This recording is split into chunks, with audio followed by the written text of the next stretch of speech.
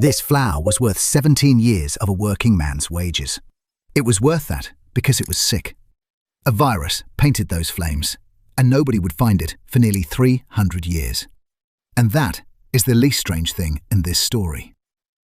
The version you know, a canal house bulb, traded away farms, a one-week crash, an economy in ashes, ruined thousands, is the story the internet tells.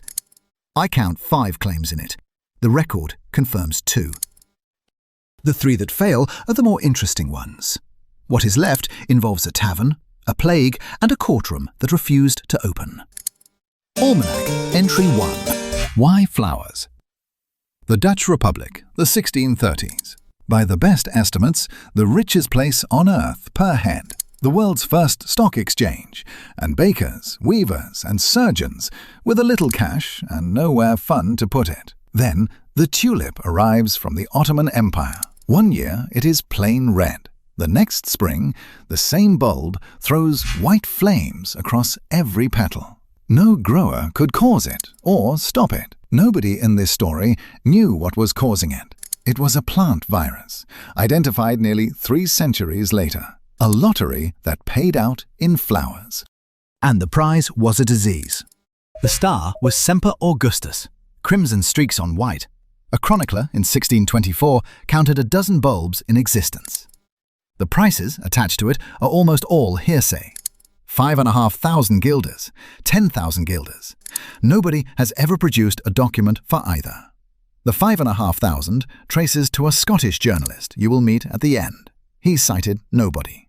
The 10,000 has no author at all. Here is one that is. February 1637, at auction. 5,200 guilders bid for 1 bulb, and Admirael van Enkhuizen in the printed sale list. A skilled Amsterdam craftsman earned about 300 guilders a year. That is 17 years of wages. For a flower. And that is only what was shouted. The dearest tulip receipt in the archives, money that actually moved, is 5,000 guilders. That year, the price of a good house. Then, in the summer of 1636, someone solved a problem that should have ended the craze. Tulip bulbs come out of the ground in June and go back in by September. For the other 9 months, you cannot hand one over. It is busy being a plant. So the trade moved to paper. You were not buying a tulip, you were buying a promise of a tulip in winter from a man who often did not have it. With money, you often did not have either. At no point in that chain did anyone say, "Hang on, are we sure?" The Dutch had a name for this. Windhandel, the wind trade. They named the bubble, honestly, while it was still inflating. Claim 2. Every version puts you on a trading floor. Marble columns, serious men in black. Every version is wrong about the room. It happened in pubs. The trade ran through back rooms called colleges, the most Dutch possible name for a pub with paperwork. Every trade paid a fee named, honestly, wine money. The world's most famous financial mania was, structurally, a pub quiz with your life savings as the entry fee. And in these rooms, prices for ordinary bulbs, the onion grade ones, multiplied up to 20-fold. Not over 3 months, inside one. Half a pound of Witte Kronen sold for 64 guilders on the 2nd of January. On the 5th of February, it averaged 1,668. 2.5 months of a craftsman's wages to 5.5 years of them in 34 days. On paper. In a bar. For flowers under the snow. There were catalogues, professional watercolour portraits of tulips that were, remember, underground, so buyers could bid on a picture of a promise. The books survive, the sales brochures of a market with no inventory. One list ranked the flowers by name: Viceroy, Admirael van der Eyck, Generaal de Generalen. Military ranks. For plants. A market that ranks its goods by military rank has stopped looking at the goods. It stopped on a Tuesday. Now the crash. Every version tells you the greed just ran out. Watch what walked into the room. Tuesday, the 3rd of February, 1637. Haarlem. And here our only witness is a satire.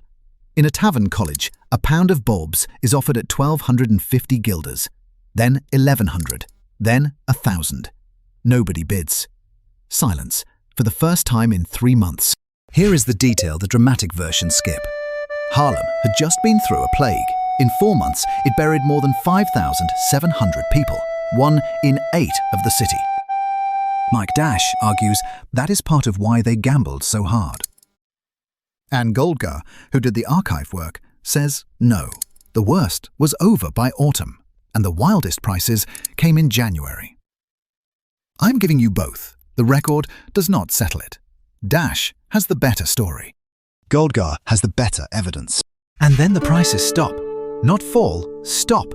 After the first week of February, there is barely a recorded price left in the archive. Every lost 90% figure was reverse-engineered from a settlement fee. There was no flaw. There had never been tulips in the room, only the wind. They had put that on the label themselves. 2 days after Haarlem went silent, Alkmaar held a tulip auction anyway. Arranged in advance, sale lists printed to benefit 7 orphans whose late father had left them an estate. The estate was bulbs. 90,000 guilders was bid, and, as far as anyone can show, never actually paid for the orphans' flowers, 20 miles from a market that had stopped bidding 2 days before. It is the biggest day anyone has records for, after the crash had started. 7 children were, on paper, rich. That is where it stayed. Markets do not die of facts. They die of everyone finding out at different speeds.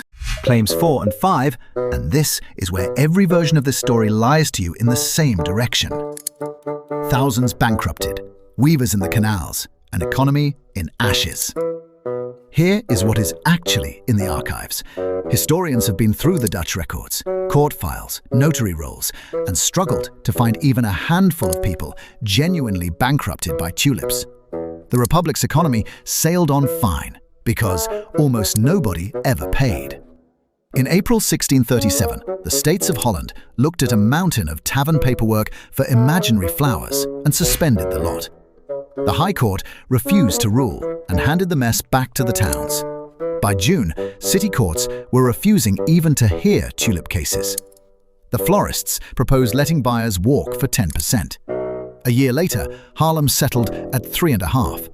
Legally, the world's most famous debt crisis was reclassified as gambling losses between drunk adults. The man who promised a fortune for a bulb mostly just went home. He did not get the bulb. He did not pay for the bulb. Nothing happened to anybody. Which leaves the real question. If nobody was ruined, why does everyone believe they were? The answer is one book, and I can name the man who wrote it. Even the story's best-known punchline, the sailor who mistook a priceless bulb for an onion and ate it, appears in no Dutch record at all. Its oldest trace is a German history of inventions from 1.5 centuries later, which dates it only to a man who died in 1661, and seems to place it after the mania. From there, it reaches a Scottish journalist named Charles Mackay, who footnoted it to a French travel book. That book is a holiday diary from 1705, and it contains nothing of the kind. He cited a source he had not read. His 1841 bestseller turned a weird Dutch winter into the morality tale your economics teacher still tells. The mania was real. The madness was real. The apocalypse was a sermon, written 200 years late. And nearly every number the internet still repeats, including the 2 this video refused to trust, comes from that sermon. The house price bulb. The record keeps it. Not as a legend, as a receipt. The 1-week crash, confirmed. The traded away farms, the burned down economy, the ruined thousands. The archive does not have them. Entry number 1, 5 claims in, 2 confirmed out. Filed under, wind. One last thing. The flower that started all of this no longer exists. And it did not go out in a crash. It faded. By 1739, a Haarlem price list offered Semper Augustus bulbs for 1/10 of a guilder. When the virus was identified, infected bulbs were banned from the trade. Today's striped tulips are healthy imitations, bred to look sick. You can still buy the picture. You cannot buy the sickness. Next entry. 2 medieval Italian cities, 2,000 dead, and a wooden bucket that everybody will tell you started it. It didn't. The bucket, unfortunately, is real. Subscribe and the Almanac stays open. It is still in Modena and it is on your screen right now.